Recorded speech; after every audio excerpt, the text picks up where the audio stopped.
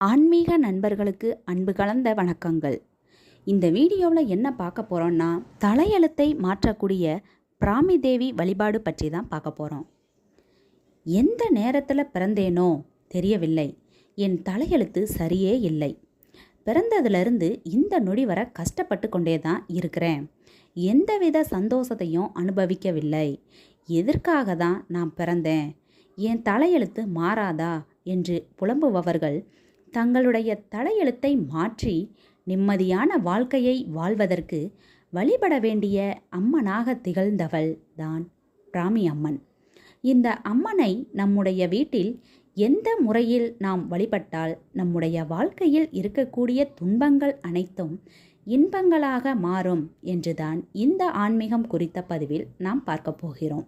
சப்த கன்னிகளில் முதன்மையாக திகழக்கூடியவர் இந்த பிராமி தேவி. இவருக்கு மொத்தம் 4 தலைகள் இருக்கும் என்று கூறப்படுகிறது. சண்டி முண்டி அசுரர்களை வதம் செய்வதற்காக பிரம்மா, விஷ்ணு, சிவன் மற்றும் முருகப்பெருமான் போன்ற பல தெய்வங்களின் அம்சங்களை பெற்ற தேவியாக அவதரித்தவள்தான் பிராமி தேவி. பிரம்மனின் மறு அவதாரம் என்று கூட நாம் இவரை கூறலாம். அப்படிப்பட்ட பிராமி தேவியை நாம் வழிபடும் பொழுது நம்மளுடைய வாழ்க்கையில் இருக்கக்கூடிய பிரச்சனைகள் அனைத்தும் நீங்கும் என்று கூறப்படுகிறது. இந்த அம்மன் மேற்கு பார்த்த திசைக்கு அதிபதியாக திகழ்கிறாள். பிரம்மனின் மறு அவதாரம் என்பதால் பிரம்ம முகூர்த்த வேளையில் இந்த அம்மனை நாம் வழிபடும் பொழுது நமக்கு பல அளப்பறியாத நன்மைகள் ஏற்படும். அதேபோல மேற்கு திசை பார்த்தவாறு வாசல் அமைத்த வீட்டில் குடியிருப்பவர்கள் அந்த வீட்டில் எந்தவித நன்மைகளும் நடைபெறவில்லை என்று வருத்தப்படும் பட்சத்தில் பிராமி தேவியை வழிபட்டால் அந்த வீட்டில் அனைத்து விதமான நன்மைகளும் நடைபெறும் என்று கூறப்படுது.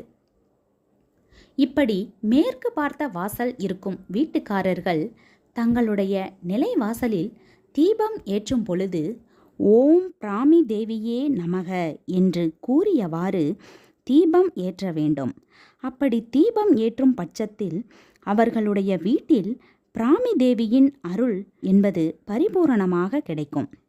தலையெழுத்தை மாற்றுவதற்கு பிராமி தேவியை பிரம்ம முகூர்த்த வேளையில் நாம் வழிபட வேண்டும். பிரம்ம முகூர்த்த வேளையில் எழுந்து சுத்தமாக குளித்து முடித்துவிட்டு வீட்டு பூஜை அறையில் 2 தீபங்களை ஏற்றி வைத்து கொள்ளுங்கள்.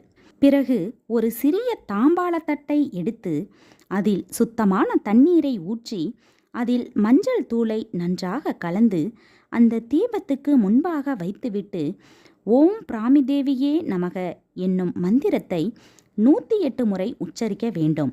இப்படி தினமும் 108 முறை பிராமி தேவியை 48 நாட்கள் வழிபடுபவர்களுக்கு அவர்களுடைய தலையெழுத்து நல்ல விதமாக மாறுவதற்குரிய வழிகள் கிடைக்கும்.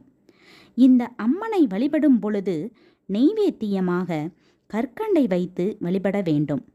இயன்றவர்கள் சப்த கன்னிகள் இருக்கும் ஆலயத்திற்கு சென்று அங்கு இருக்கக்கூடிய பிராமி தேவிக்கு மஞ்சளால் அர்ச்சனை செய்து தீபம் ஏற்றி வழிபாடு செய்யலாம். கோவிலுக்கு வரும் பக்தர்களுக்கு கற்கண்டை பிரசாதமாக தரலாம். மிகவும் எளிமையான இந்த பிராமி தேவி வழிபாட்டில் நம்பிக்கை இருப்பவர்கள் முழு மனதுடன் இந்த அம்மனை வழிபட்டு தங்கள் வாழ்வில் இருக்கக்கூடிய கஷ்டங்கள் அனைத்தையும் நீக்கி நலமுடன் வாழலாம். நன்றி, வணக்கம். மீண்டும் வேறு ஒரு நல்ல பதிவு மூலமாக சந்திக்கலாம்.